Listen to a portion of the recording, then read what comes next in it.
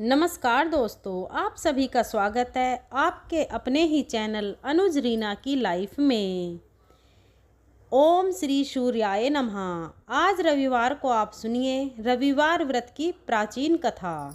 प्राचीन काल में एक राजा था और एक रानी थी। उनके पास सिपाही, घोड़े, दासियां, दास, धन दौलत सब कुछ था, सिर्फ उनकी संतान नहीं थी।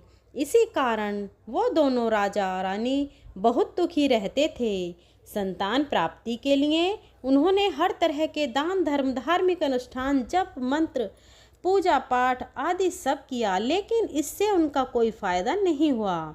जब राजा और रानी वृद्ध होने लगे तो दोनों को बहुत चिंता हो गई। वे दोनों सोच में पड़ गए कि अब हमारे इतने बड़े राज्य का क्या होगा, कौन बनेगा इस राज्य का वारिस, कौन प्रजा की जिम्मेदारी निभाएगा। राजा और रानी दिन रात इसी चिंता में घुटने लगे। उन्हें खाने और पीने की भी सुध नहीं रहती थी। एक सुबह राजा के दरबार में एक साधु आता है तो दासी रानी को बतलाती करती है। तब वह दासी से कहती है, यह मेरा अंतिम दान धर्म है, इसके बाद मैं अपने हाथों से कोई दान धर्म नहीं करूंगी। रानी चावल भरा छाछ हाथ में लेकर बाहर आती है और साधु की झोली में भिक्षा डालने आगे बढ़ती है तो उसके चेहरे पर छाई उद्दिता साधु की दृष्टि में आती है। वह उससे पूछता है कि रानी साहिबा, आपको क्या हुआ है, आप क्यों इतनी उदास हो गई हैं। तब रानी साधु को सारी हकीकत बताती है और सिसक लगती है। उस पर वह साधु कुछ पल गंभीर हो जाता है और कहता है कि चिंता मत करो रानी साहिबा, आपकी संतान की इच्छा पूरी हो जाएगी। आपकी कोख से एक पुत्र का जन्म होगा, मात्र वह 14 साल तक ही आप लोगों को मिलेगा, इसके आगे वह जीवित नहीं रह पाएगा। इससे बढ़कर आपको कुछ देना मेरे लिए संभव नहीं है। अपनी बात पूरी करते उसने अपनी झोली में हाथ डाला। झोली में हाथ डालकर थोड़ी सी भभूति निकालकर उसे रानी को दे दी और कहा, आप और महाराज दोनों इसे बांटकर ग्रहण कर लेना, तुम्हें जल्दी पुत्र की प्राप्ति होगी। और वह साधु अपनी राह को चला गया। उसके जाने के बाद रानी सोचने लगी कि 14 साल ही सही, उसने कुछ समय के लिए हमें पुत्र तो मिलेगा, यही काफ़ी है। उसने साल तक मैं उसे ही जी जान से बड़ा करूंगी, उसे ढेर सारा प्यार और दुलार करूंगी, अपनी संतान की मुराद पूरी करूंगी। उस रात अपना सारा राज गाज खत्म करके राजा जब रानी के महल में गए तो रानी ने राजा को सारी बात बता दी और साधु की दी हुई भभूति राजा को दिखाकर बोली कि साधु महाराज ने यह भभूति हम दोनों को ग्रहण करने के लिए दी है। राजा बोले, इतना दान और धर्म किया, जप और तप किया, उसका कोई फल नहीं मिला, अब इस भभूति से हमें क्या संतान प्राप्त होगी। उस पर रानी बोली, जब इतना सब कुछ कर लिया है तो अब यह भी सही, क्यों हम उस साधु के क्रोध को बुलावा दें। राजा को वो अब किसी बात पर विश्वास था, पर रानी को दुख न पहुँचे इसलिए वह राजी हो गया। और राजा रानी दोनों नहाते धोते फिर अपने भगवान का नाम का स्मरण करते हैं, अपने पुरखों का स्मरण करते हैं और उस साधु महाराज का नाम स्मरण करके वह भभूति बांटकर दोनों खाते हैं। उसके बाद दोनों निश्चित होकर सो जाते हैं। तो कुछ दिन गुजर जाते हैं और साधु द्वारा कहे अनुसार रानी गर्भवती हो जाती है। उस पर राजा और रानी दोनों की खुशी गगन में नहीं समाती। राजा रानी से बोलते हैं, महारानी सचमुच साधु महाराज की कृपा हो गई। तो 9 महीने बाद रानी ने एक सुंदर पुत्र को जन्म दिया। राजा ने बड़ी धूमधाम से पुत्र का नामकरण किया। सारे राज्य में 8 दिन तक अन्न तर्पण रखा, उत्सव मनाया गया। आप पुत्र की कुंडली देखने के लिए राज्य के सबसे विद्वान पंडित जी को बुलाया गया। जो कुंडली देखकर पंडित जी बड़े चिंतित हो गए, कहने लगे, महाराज हमारा राजपुत्र सिर्फ 14 साल तक हमारे पास रहेगा। राजा को इस बात की भनक तो थी ही है, रानी को भी साधु महाराज की बात थी, दोनों चुप रह जाते हैं। उसके बाद राजा और रानी बड़े प्यार से बेटे की परवरिश करते हैं, उसकी हर खुशी पूरी करते हैं और थोड़े समय के लिए ही सही भगवान ने संतान की अपनी मुराद पूरी तो कर ली, इससे वे समाधान मानते हैं। राजकुमार दिन प्रतिदिन बड़ा होता है। जब वह 7 साल का हो जाता है तो राजा एक अच्छे गुरु की नियुक्ति करके उसे पढ़ाई लिखाई, घोड़सवारी आदि 12 विद्याओं का शिक्षण देते हैं। जब वह सब शस्त्र विद्या में पारंगत हो जाता है और 12 साल की उम्र का हो जाता है, तब एक अच्छी सी राजकन्या खोजकर उसकी शादी करा देता है। तो 2 और साल बीत जाते हैं। बेटा 14 साल का हो जाता है। एक दिन राजपुत्र राजा से बोलता है, पिताजी, मैं अपना सारा राज्य घूमकर देखना चाहता हूँ। आज तक मैंने सिर्फ इस रजवाड़े के अतिरिक्त कुछ देखा नहीं है। बेटे की बात सुनकर राजा चिंतित हो जाते हैं, क्योंकि पुत्र को 14वां साल शुरू ही हुआ था। अब कोई अनहोनी होने का वक्त नज़दीक आ पहुंचा था। लेकिन राजा यह सब बातें पुत्र को बता नहीं सकता था। राजा अपने चेहरे पर खुशी लाकर बेटे से कहता है कि हाँ हाँ जरूर जाओ बेटा, तुम्हें अपना सारा राज्य घूमकर देखना चाहिए। कहाँ क्या है यह सब जानना चाहिए। कल मेरे बाद तुम ही को तो ये राजा बनना है। मात्र एक बात का ध्यान रखना, तुम जहाँ जा रहे हो, क्या कर रहे हो, यह बात अपनी पत्नी को नहीं बताना। पुत्र कहता है, ठीक है पिताजी, आपने जो कहा है मैं वैसा ही करूँगा। राजपुत्र दिन भर अपनी पत्नी के साथ रहता है, खुशियाँ मनाता है और रात को 12 बजे वह उठकर बाहर चला जाता है। फिर सुबह होने से पहले वापस अपने महल में आकर सो जाता है। ऐसा बहुत दिनों तक चलता रहा। पुत्र का 14वां साल खत्म होने में कुछ ही दिन बाकी थे। इतने में उसकी पत्नी यानी छोटी रानी रात में जाग जाती है। वह देखती है कि बिस्तर पर राजपुत्र नहीं है। वह महल में सब जगह देखती है तो राजपुत्र कहीं भी नजर नहीं आता। वह क्या करती, किससे कहती, वह चुपचाप रहती है। फिर वह सुबह होने पर देखती है कि उसका पति अपनी जगह सोया हुआ है। वह पति से कुछ नहीं पूछती है। लेकिन दूसरी रात भी जब वैसा ही होता है, तीसरी और चौथी रात और कुछ दिनों तक ऐसा ही चलता रहता है, तब रानी बहुत चिंतित हो जाती है। उसके मन में ढेर सारे सवाल उठते हैं, लेकिन उसे पूछने में डर लगता है। शायद पति गुस्सा कर बैठे। सास ससुर से पूछने के बारे में सोचा तो उसकी कुल मर्यादा बीच में आ जाती थी। तो इस तरह वह मन ही मन घुटती रही। इस हालत में उसे खाने पीने में दिलचस्पी नहीं होती थी। वह दुबली पतली हो जाती है। तो उस राज्य में फूल बेचने वाली एक बूढ़ी मालिन थी। वह हमेशा छोटी रानी को फूल देने उसके महल में आती थी। उस बुढ़िया का ध्यान छोटी रानी पर पड़ जाता है। वह उससे पूछती है, बेटी, तुम्हें किस बात का दुख है? तुम इस तरह सूख कर कांटा क्यों बनी हो? उस पर रानी कहती है, क्या बताऊं तुम्हें अम्मा, तुम्हारा राजपुत्र हर रात्रि को बाहर चला जाता है और सुबह वापस लौट कर आ जाता है। वह कहाँ जाता है, क्या करता है, यह सोच सोच कर मैं अन्य जल ग्रहण नहीं कर पाती हूँ और सूख सूख कर इस तरह कांटा बन रही हूँ। बुढ़िया तब बात सुनकर उसे एक उपाय बताती है, बेटा ऐसा करना, आज रात को तुम सोना मत, उसके पीछे जाकर देखना कि वह कहाँ जाता है, क्या करता है और उसकी अच्छी तरह से पहरेदारी करना। तो छोटी रानी बोली कि अगर मुझे नींद आ गई। तो बुढ़िया बोली कि तुम्हें नींद ना आए इसलिए एक काम करना, अपने बाएं हाथ की उंगली में एक जख्म कर देना, उस पर थोड़ी सी मिर्ची छिड़कना, उससे तुम्हें बड़ी जलन होगी और उस पर पीड़ा से तुम्हें रात भर नींद नहीं आएगी। रानी बुढ़िया के कहे अनुसार वही करती है। उंगली की जलन से उसे बड़ी देर तक नींद नहीं आती, लेकिन रात में वह सो जाती है। दूसरे दिन सुबह बुढ़िया फूल लेकर उसके महल में पहुंचती है और पूछती है, क्या हुआ बेटी, क्या तुम देख पाई कि पति कहाँ जाता है? रानी कहती है, नहीं अम्मा, पहले कुछ समय जलन के कारण मुझे नींद नहीं, पर कुछ देर के पश्चात मैं सो गई। बुढ़िया कहती है, कोई बात नहीं, आज तुम उंगली पर पहले से थोड़ा बड़ा जख्म करना और थोड़ा मिर्च लगाना, ज़्यादा मिर्च लगाना। तो रानी ने वैसा ही किया, परंतु वह सिर्फ पति को बाहर निकलते हुए देख पाती है, उसके पीछे नहीं जा सकती क्योंकि उसे फिर से नींद आ जाती है। दूसरे दिन सुबह बुढ़िया आती है तो उसके पूछने से पहले ही रानी रोकर कहती है, अम्मा, मैं आज भी उसकी पहरेदारी ठीक तरह से नहीं कर पाई। बुढ़िया कहती है, रोना नहीं बेटी, सब कुछ ठीक हो जाएगा। तुम आज रात जख्म और बड़ा करना और उस पर ज़्यादा मिर्ची लगाना, और एक काम करना कि जब वह जाने के लिए निकलता है तब उसका रास्ता रोकना। बुढ़िया ने जैसा बताया रानी ने वैसा ही किया। आज रात उसे नींद नहीं आती है। पति जब रात को महल से निकलने के लिए चलने लगता है तो वह बुढ़िया ने जैसा बताया वैसा ही करती है। दौड़कर जाकर पति का रास्ता रोकती और कहती है, कहाँ जा रहे हो, किससे मिलने जा रहे हो, मुझे बताओ। राजपुत्र उसे समझाने की बहुत कोशिश करता है, देखो अगर मैंने तुम्हें यह बता दिया तो मैं तुम्हें दोबारा नहीं मिल पाऊंगा। रानी कहती है, कोई बात नहीं, ना मिल पाओ, लेकिन आप रात के समय कहाँ जाते हो यह मुझे बता दो। राजपुत्र निरुपाकाय हो जाता है। पत्नी की जिद के आगे उसकी एक नहीं चल पाती। ठीक उसी समय उसका 14वां साल खत्म हो रहा होता है। 15 साल लगने वाला होता है। जो होता है वह हो जाने दो, यह सोचता है, और कुछ चावल मंत्रों से सिद्ध करके पत्नी को देखकर कहता है कि इन चावलों के दानों को हाथ की मुट्ठी में पकड़ना। पहले दाएं हाथ में पकड़े चावल मेरे ऊपर फेंकना, मैं कौन हूँ तुम्हें पता चल जाएगा। बाद में बाएं हाथ में पकड़े चावल मेरे ऊपर फेंकना, मैं जैसा था तुम्हें मिल जाऊंगा।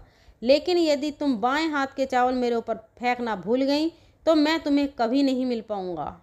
रानी ने कहा, नहीं भूलूंगी। रानी बड़े आत्मविश्वास के साथ यह कहकर दाएं हाथ के पकड़े चावल पति के ऊपर फेंक देती है तो राजपुत्र एकदम एक विशाल घोड़ा बन जाता है। एकदम उम्र, सफ़ेद गर्दन का, पर लंबी आयल देखते देखते वह तेजी से दौड़ने लगता है। रानी उस घोड़े को एकदम बहुत चक्की होकर देखने लगती है और पति ने बाएं हाथ के चावल फेंकने की जो बात कही थी वह भूल जाती है।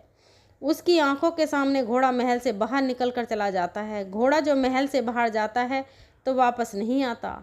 अब रानी को बड़ा पश्चाताप हुआ। वह स्वयं को कोसने लगी, लेकिन अब उसका कोई फायदा नहीं होने वाला था। राजपुत्र अब वापस नहीं आने वाला था। सुबह होते ही महाराज को सब पता चला। उन्हें बहुत दुख होता है। वे बिस्तर पकड़ते हैं और राह देखते हैं कि एक दिन उनका बेटा वापस आ जाए। इस तरह 1 महीना गुजरता है, 3 महीने गुजरते हैं, आखिर 6 महीने पूरे हो जाते हैं।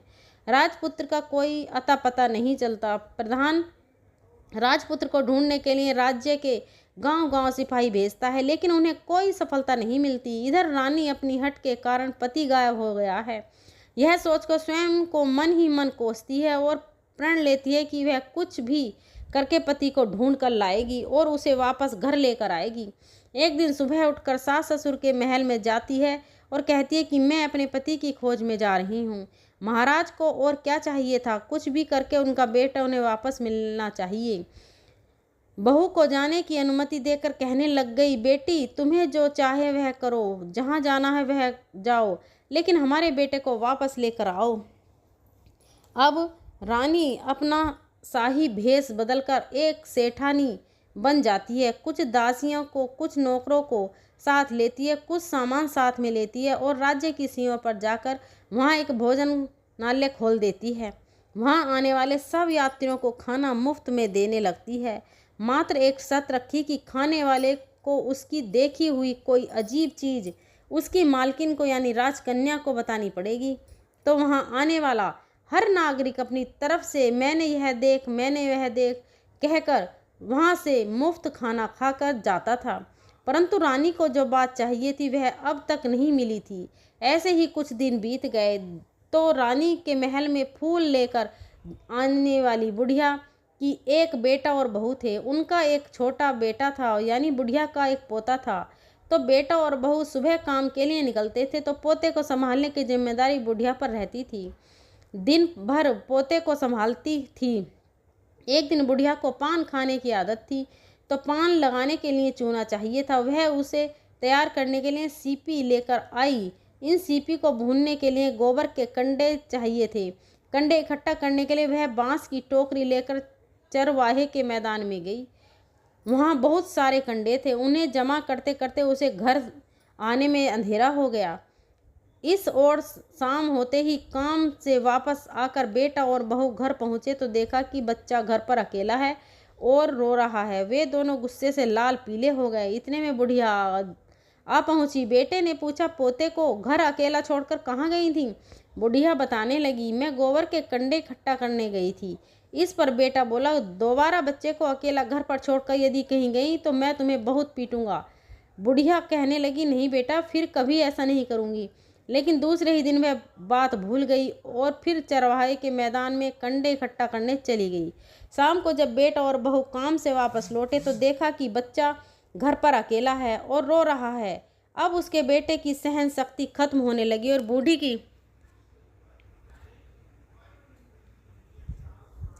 के वापस आने पर उसे घर से निकाल दिया। बुढ़िया रात भर घर के बाहर अंधेरे में बैठी रही और सुबह होते ही हाथ में टोकरी लेकर कंडे इकट्ठा करने के लिए निकल गई। उस दिन उस पर कंडे इकट्ठा करने का मानो पागलपन सवार हो गया था। कंडे इकट्ठा करते करते जब अंधेरा हो गया, उसे मालूम ही नहीं चला। उसे जब ध्यान आया तो गांव का रास्ता भी ठीक तरह से दिखाई नहीं दे रहा था। वह अंधेरे में आंखें फाड़ फाड़ कर देखती देखती किसी तरह आगे निकल पड़ी तो एक कपिला गाय छन छन की आवाज़ करते गली की घंटी बजाते हुए ठुमक कर उस मैदान पर आ गई। उसे देखकर बुढ़िया सोचने लगी, इस गाय के पीछे पीछे जाऊंगी तो गांव तक पहुंच जाऊंगी। तब बुढ़िया उसके पीछे पीछे जाने लगी। वह गाय उस मैदान से लेकर एक एक करके 6 मैदान पार करती है। आखिर में वह 7वें मैदान तक पहुंचती है तो क्या होता है कि उस मैदान पर एक बड़ा सा पत्थर है। गाय जाकर उस पत्थर पर अपना सींग मारती है। जब गाय ने सींग मारा तो वह पत्थर टूट हट गया, दूर हट गया और पाताल में नीचे जाने की सीढ़ियां दिखाई देने लगीं। तब वह गाय उन सीढ़ियों से नीचे जाने लगी। बुढ़िया वह सब देख रही थी और झट से जाकर गाय की पूंछ को पकड़ लिया। वह गाय के साथ नीचे पाताल में पहुंच गई और तुरंत ही गाय की पूंछ छोड़ दी और इधर उधर देखने लगी। उसने देखा कि वहाँ दीप और दिए जलते हैं और तेज रोशनी गाय के ऊपर पड़ती है और वहाँ अद्भुत घटनाएं घटने लगती हैं। गाय के नीचे जाते ही उसके गले में अपने आप साकल पड़ गई और छम करके कोई दूध आड़ी में गाय का दूध दोने लगा। लेकिन जो भी कोई वह कर रहा था वह मात्र दिखाई नहीं दे रहा था। बुढ़िया बहुत घबरा गई, कहाँ आकर फंस गई है सोचने लगी और यहाँ वह छिपने के लिए जगह ढूंढने लगी। लेकिन उसे कहीं भी जगह नहीं मिली, हर जगह उजाला ही उजाला था। वह एक कोने में खड़ी हो गई और कुछ सामने हो रहा था उसे चुपचाप देखने लगी। उसने देखा कि वहाँ एक उम्दा सफ़ेद घोड़ा और 2 कुंड थे। उसमें से एक कुंड में उस घोड़े ने छलांग लगाई और ऊपर आ गया और उस घोड़े को अब राजपुत्र का रूप प्राप्त हो गया। उसने दूसरे कुंड के पानी में स्नान किया, वहाँ रखे नए कपड़े पहने और नज़दीक की ही एक सुंदर पलंग था उस पर जाकर बैठ गया। उसके सामने अपने आप 5 पकवानों की थाली आ गई, दूध की एक प्याली भी आ गई, पास 5 सुपारी आ गई। उसके सामने एक दिया जलता रहा और राजपुत्र ने खाना खाया, पानी पिया, 5 सुपारी खाई और बिस्तर पर लेट जाने से पहले सूर्यदेव का स्मरण करके सामने जलते हुए दिए से पूछा कि हे दिनकर, मेरे माता पिता क्या कर रहे हैं। दिया बताने लगा, बेटे के शोक में डूबे हैं, राज कौन संभाल रहा है। तो उसने बोला कि राज्य प्रधान संभालते हैं। उसने पूछा कि मेरी पत्नी क्या करती है। तो दिए ने बोला कि उसने चौराहे पर भोजनालय शुरू किया है और आते जाते लोगों से वह नई खबरें के बारे में पूछती रहती है। दिए के यह कहते ही राजपुत्र कहने लगा कि ठीक है। उसके बाद वह सो गया। बुढ़िया कोने में खड़ी हुई सब देख रही थी। ऐसी अद्भुत घटना उसने जिंदगी में पहली बार देखी थी। उसे अंदर ही अंदर चुलबुलाहट होने लगी। वह अपनी भूख प्यास भूल गई और आगे क्या होता है कि उसे उत्सुकता से देखने लगती है। लेकिन उसके बाद और कुछ घटनाएं नहीं घटती। रात गुजर गई और सुबह हो गई। पलंग पर सोया हुआ राजपूत उठा और फिर से पहले वाले कुंड में छलांग लगाई तो अब वह फिर घोड़ा बनकर कुंड से बाहर आ गया। वह तेजी से उच्च पाताल नगरी से बाहर निकल गया, लेकिन वह कहाँ गया बुढ़िया को कुछ पता नहीं चला। उसके बाद पिछली रात की तरह कोई उस गाय को छम छम करके दूध दोने लगा। जैसे ही दूध दोहना खत्म हुआ उसके गले की साकल अपने आप खुल गई और वह गाय तेजी से ऊपर जाने लगी। सीढ़ियों की ओर भागने लगी। गाय को दौड़ता देखकर बुढ़िया सोचने लगी, अब गाय के साथ यहाँ से ऊपर जाना ही समझदारी होगी, नहीं तो कोई मुसीबत आकर उसके ऊपर टपक जाएगी। जड़ से उसने गाय की पूंछ पकड़ ली और गाय के साथ ऊपर आ गई। गाय जब मैदान में पहुंची तो उस सुरंग का रास्ता अपने आप बंद हो गया और उसके मुंह पर एक बड़ा सा पत्थर पहले की तरह खड़ा हो गया। ऊपर आकर वह गाय जंगल की ओर निकल गई। इधर बुढ़िया एकदम बावली सी हो गई।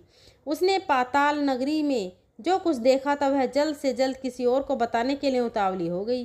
उसे एकदम याद आया कि नगर की सीमा पार कोई औरत भोजनालय चलाती है और नई बात बताने वालों को अच्छा खाना पाना मुफ्त में दे देती है। वह सोचने लगी, क्यों न मैं यह बात उस औरत को जाकर बताऊं। यदि उसे यह बात पसंद आ गई तो बाकी जीवन खाने पीने की झंझट से मुक्ति मिल जाएगी।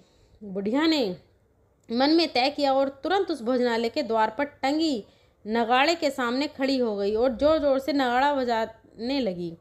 नगाड़े का इस तरह शोर सुनकर मालकिन यानी छोटी रानी मन ही से प्रसन्न हो जाती है कि शायद कोई बड़ी बात हो लेकर आया होगा। रानी सिपाहियों को आदेश देती है, जाइए और जो कोई आया है उसकी अच्छी तरह खातिरदारी कीजिए। आदेश पाते ही सिपाही नीचे दौड़ गए तो एक बुढ़िया नगाड़ा बजा रही थी। उन्होंने पूछा, क्यों नहीं बुढ़िया, क्या हुआ, क्यों नगाड़ा बजा रही हो? बुढ़िया बोली, कुछ नहीं बेटा, यहाँ खाना मिलता है ना, इसलिए आई हूँ। खाना चाहिए, मिलेगा, लेकिन तू मुझे कोई नई बात बतानी पड़ेगी। बताऊंगी, एक बात मालूम है मुझे। इस पर सिपाही उसे अंदर लेकर गए और उनको मालकिन का आदेश था कि जो कोई बूढ़ा बुजुर्ग वहाँ आए उनके साथ अच्छी तरह पेश आना, उनका अच्छे से आदर सत्कार करना। सिपाही ने उस बुढ़िया का भरपूर आदर सत्कार किया। यह उसे बड़ी सिद्ध थाली भरकर व्यंजन परोसे हैं। बुढ़िया कुछ दिनों से भूखी थी, वह खाने पर टूट पड़ी। खाना खाने के बाद सिपाही ने उसे नई साड़ी पहनने को दी। उसके बाद उसे लेकर रानी के पास आए। बुढ़िया और रानी ने तुरंत एक दूसरे को पहचान लिया। तब रानी ने बुढ़िया से कहा कि अम्मा, अब बताओ तुमने क्या नई बात देखी है? नई बातों में मैंने कोई नई बात नहीं देखी है। बुढ़िया बोली, वह तो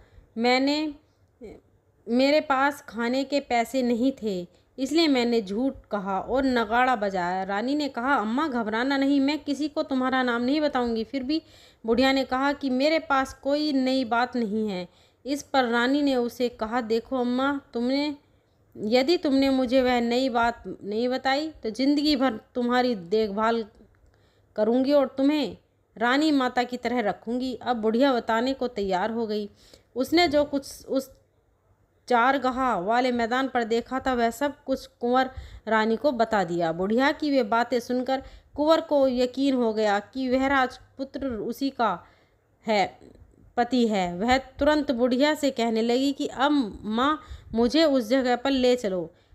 तब बुढ़िया बोली, नहीं बेटी, वह पाताल राज्य है, सांप हैं, यदि किसी ने तुम्हें देख लिया तो तुम्हारी जान खतरे में पड़ सकती है। हालांकि रानी उसकी एक भी नहीं सुनी, उसे उस जगह ले जाने के लिए हट करने लगी। आखिर में बुढ़िया उसका कहना मान लिया और कहने लगी, ठीक है, मैं तुम्हें वहाँ ले जा सकती हूँ, पर आज नहीं कल। वहाँ जाना तो शाम को ही जाना होगा। तो दूसरे दिन दोपहर को रानी बुढ़िया के साथ उस मैदान पर गई और एक जगह छुपकर गाय के आने की राह देखने लगी। दिन ढलते ही अंधेरा गिरने लगा और गाय हमेशा की तरह वहाँ आ गई। मैदान के उस कोने में जाकर उसने पत्थर पर सींग मारा तो छत से पत्थर हटकर वहाँ सुरंग में जाने का रास्ता खुल गया। गाय उस रास्ते से नीचे उतरने लगी तो बुढ़िया रानी से कहने लगी, जल्दी आगे बढ़ो, हम गाय की पूँछ पकड़कर नीचे उतर जाएंगे। दोनों गाय की पूँछ पकड़ नीचे उतर गईं। बुढ़िया पहले जिस कोने में छिपी थी उस कोने में छिप गई। अब नीचे यह कुछ पहले जैसा घटित हो रहा था। गाय के गले में अपने आप साकल पड़ गई और कई अदृश्य रूप से उसका दूध दोने लगे। एक सफ़ेद घोड़े ने आकर एक कुंड में छलांग लगा दी। राजपूत के रूप में ऊपर आया। वह राजपुत्र दूसरे कुंड में नहाने लगा। बाद में उसके सामने खाने की थाली आ गई, दूध की प्याली आ गई, पान का बीड़ा आ गया। राजपुत्र सब ग्रहण करके सोने के लिए पलंग पर गया तो सोने से पहले सूर्यदेव का स्मरण करके वह दिए से पूछने लगा, दीपांकर, मेरे माता पिता क्या कर रहे हैं? तो दिया कुछ जवाब नहीं देता, बल्कि वह बुझने लगता है। तब राजपुत्र को कुछ घटित हुआ है इसका संदेह हो गया। वह उदास हो गया और जो कुछ हुआ है वह हो जाने दो। ऐसा सोचकर फिर से बिस्तर पर लेट गया। अब रानी का संयम छूट गया। वह दौड़कर पति के पास गई और उसके पैर पकड़ने के लिए आगे बढ़ने लगी। राजपुत्र तुरंत ही पत्नी को पहचान गया। वह छत से पीछे हट गया झट से और चिल्लाने लगा, नहीं नहीं, मुझे मत छूना, सर्वनाश हो जाएगा। रानी दोनों हाथ जोड़कर पति से अपनी भूल स्वीकार करने लगी। स्वामी, मुझसे भूल हो गई। मुझे आपसे नहीं पूछना चाहिए था कि आप रात को कहाँ जाते हो। मैं अपनी भूल स्वीकार करती हूँ। मुझे मेरी भूल की सज़ा मिल गई है। अब आप घर चलो। आपके वियोग में आपके माता पिता ने बिस्तर पकड़ लिया है। आपकी प्रजा भी बहुत दुखी है। उस पर राजपुत्र कहने लगा, वही तो एक बात, तुम गलती कर बैठी हो। अब दोबारा मत करना, नहीं तो अब मैं तुम्हें जो दिख रहा हूँ वह भी नहीं दिखूंगा। रानी अब विलाप करने लगी, जोर जोर से जमीन पर सिर पटकने लगी। राजपुत्र के मन में उसके प्रति दया उत्पन्न हो गई। वह उससे कहने लगी, यदि तुम मुझे पाना चाहते हो तो तुम्हें एक काम करना होगा। काम कठिन है, लेकिन वह तुम्हें अकेले ही करना होगा। रानी ने कहा, कहो स्वामी, कितना भी कठिन काम हो मैं वह पूर्ण करूंगी। रानी कहने लगी। इस पर राजपुत्र ने उसे बताया, इस पाताल से ऊपर जाते ही तुम्हें एक घना जंगल नजर आएगा। ऐसे 6 जंगल पार करने के पश्चात तुम्हें एक 7वां जंगल मिलेगा। वह जंगल सबसे घना है। उस जंगल के बीचों बीच एक पीपल का पेड़ है। उसके आसपास की जगह पत्ते फंदे जटाएं आदि से ढक चुके हैं। वहाँ बाघ, शेर, सांप और भालू बैठते हैं। तुम्हें उन सबको भगाकर वह जगह साफ करनी है। उसको गोबर से लिपाई करके पवित्र बनाना है, रंगोली से सजाना है। उसके बाद वहाँ धूप और कपूर, अगरबत्ती जलाने के फूल और कुमकुम से पेड़ की पूजा करनी है। दूध और दही से बने चावल का भोग चढ़ाना है। यह सब तुम्हें दोपहर के 12 बजे से पहले करना है। 12 बजने के समय तुम्हें उस जगह पर बैठकर सूर्य भगवान का ध्यान करना है। ठीक 12 बजे सूर्य भगवान का रथ वहाँ उतरेगा। वे सब देखकर खुश हो जाएंगे और कहेंगे कि जिस किसी ने भी यह सब किया है उसे मैं मनचाहा फल दूंगा। तो तुम सामने जाकर उसके रथ का दाहिना घोड़ा मांगना, मैं तुम्हें मिल जाऊंगा। इतनी बात कहकर राजपुत्र अपने पलंग पर सो गया और छोटी रानी भोर होने की राह देखने लगी। भोर होते ही वह बुढ़िया के साथ गाय की पूंछ पकड़कर ऊपर आ गई। ऊपर आने के बाद वह बुढ़िया से कहने लगी, अम्मा, अब मैं अकेले ही आगे जाऊंगी। तुम भोजनालय वापस चली जाओ। वह जंगल में जाकर राजपुत्र की बताई जगह ढूंढने लगी और स्वयं आरी से वह जगह साफ कर दी। बाद में राजपुत्र ने जैसा बताया वैसे ही लिपटाई करके वापस आ गई। दूसरे दिन सुबह होने से पहले उठी और जंगल में उस जगह पहुंची। वहां जाकर इत्र और गुलाब का पानी छिड़क गया। उस जगह सुगंधित धूप अगरबत्ती जलाकर उस पवित्र किया और पूजन की सामग्री वहां तैयार कर सूर्य भगवान का ध्यान करके बैठ गई। जैसे कि पति ने बताया था कि दोपहर को ठीक 12 बजे सूर्य भगवान का रथ उस पर पीपल के पेड़ पर आकर रुका है। सूर्य भगवान ने जब रथ से नीचे देखा तो सुगंधित वातावरण देखकर वे हैरान रह गए, प्रसन्न हो गए कि फिर वे बोले, जिस किसी ने यह काम किया है वह यहाँ आकर आज मुझसे कुछ भी मांगे मैं उसे दे दूंगी। रानी ने जब यह शब्द सुने तो बिना समय गवाए दौड़कर उनके सामने आ गई और उनको साष्टांग नमस्कार करके बोली, भगवान, वह मैं ही हूँ। मैंने ही यह जग साफ की है। अच्छा, तो तुम्हें जो चाहिए वह मांगो। भगवान, मुझे आपके रथ का दाहिना घोड़ा चाहिए। सूर्य भगवान बोले, नहीं नहीं, मैं तुम्हें और कुछ दे सकता हूँ, लेकिन यह घोड़ा नहीं दे सकता। मेरे रथ के 12 घोड़े हैं। तुम चाहो तो कोई और घोड़ा मांग लो, लेकिन यह दाहिना घोड़ा नहीं, वह मैं तुम्हें नहीं दे सकता। छोटी रानी ने कहा, नहीं सुनी, वह सूर्यदेव से एक बात की बात कर रहे हो, वही दाहिना घोड़ा दे दीजिए, नहीं तो मैं आपके पैरों में गिरकर अपनी जान दे दूंगी। अब सूर्यदेव धर संकट में पड़ गए। उन्होंने वचन दे दिया, अब अपने वचन से पलट भी नहीं सकते थे। ठीक है, दे दिया तुम्हें घोड़ा, सूर्यदेव ने कहा।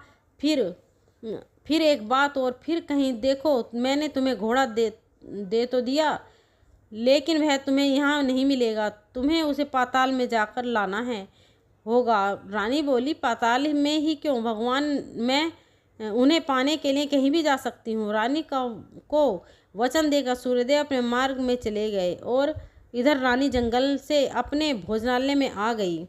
फिर वह बुढ़िया को लेकर उस मैदान पर गई और जल्दी ही शाम हो गई। शाम होते ही वह गाय आ गई और उसने सींग मारकर सुरंग का पत्थर हटाया और नीचे उतरने लगी। रानी और बुढ़िया जल्दी जल्दी उसकी पूंछ पकड़कर नीचे उतर गईं। नीचे पाताल में सब घटनाएं पहले की तरह ही घटने लगीं। घोड़े का एक कुंड में नहाकर राजपुत्र बनना, नहाकर धोकर पलंग पर जाकर बैठना, तो उसे खाने के थाली, दूध की प्याली आना पान का बीड़ा आना। लेकिन आज नई बात घटी। आज 2-2 थाली, 2 दूध की प्याली और 2 पान के पत्ते बीड़े उसके सामने आए। वह कुछ नहीं बोली। उसने अपने हिस्से की थाली रखकर दूध पीकर और पान का बीड़ा चबाकर वह सोने चला गया और हमेशा की तरह दिए से पूछने लगा, दिए दीपक कर, मेरे माता पिता क्या करते हैं? दिए ने बताया, हे महाराज बताया, दोनों तुम्हें शोक में मरने की स्थिति में पहुंच गए हैं।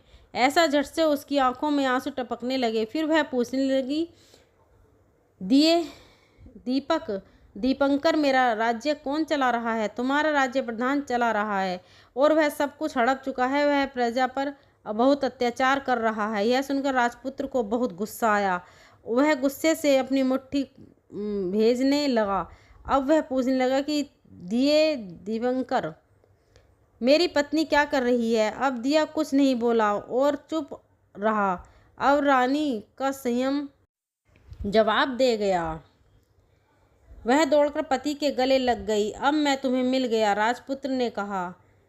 सच कहते हैं, अब आप फिर से घोड़ा तो नहीं बनोगे? न, दोबारा घोड़ा नहीं बनूंगा। तुमने जो इतने सारे कष्ट उठाए हैं मुझे पाने के लिए, इसलिए सूर्यदेव ने मुझे सदा के लिए घोड़े के जन्म से मुक्त कर दिया है। राजपुत्र ने बड़े प्यार से कहा और उसे गले लगाया। उसके आंसू पोंछे और कुछ देर के पश्चात सुबह हो गई तो गाय की श्रृंखला टूटकर वह ऊपर भूलोक जाने लगी। रानी, राजपुत्र और बुढ़िया उसकी पूंछ पकड़कर ऊपर आ गए। ऊपर आने पर वे सीधे भोजनालय में पहुंचे। वहाँ का सब सामान लोगों में बांट दिया और उसको ताला लगाकर अपने राज्य में लौट आए। राजपुत्र वापस आता है और उसके तेवर देखकर प्रधान घबरा जाता है। राजपुत्र ने उसे बंदी बनाकर कैद खाने में डाल दिया और राज्य की बागडोर अपने हाथ में ले ली। उसके बाद वह अपने माता पिता को मिलने उसके महल में गया। तब राजपुत्र क्या देखता है कि उसके माता पिता उसके शोक में अस्थिपंजर बने हुए हैं। पुत्र को वापस आया देखकर मरणासन राजा रानी की आंखों से टप टप आंसू बहने लगे। इन दोनों ने पुत्र को गले लगा लिया, उसे प्यार से सहला और इतना होने के बाद उनकी सेहत में एकदम सुधार आने लगा। वे अब बिस्तर से उठकर बैठ गए हैं, पुत्र को आशीर्वाद देने लगे हैं। राजपुत्र के जाने की खबर तुरंत ही राज्य में फैल गई। प्रजा खुशी से फूली नहीं समाई। प्रजा जन राजमहल के सामने इकट्ठा हो गई। राजपुत्र ने उन्हें धर्म दर्शन दिए और आज से उन्हें कोई दुख नहीं पहुंचेगा ऐसा वचन भी दे दिया। अब राजा अपने पुत्र का अभिषेक करके उसे सिंहासन पर बिठाता है और बहू को महारानी का दर्जा देता है और स्वयं अपनी पत्नी के साथ ईश्वर स्मरण करते हुए खुशी से दिन बिताता है। महाराज बना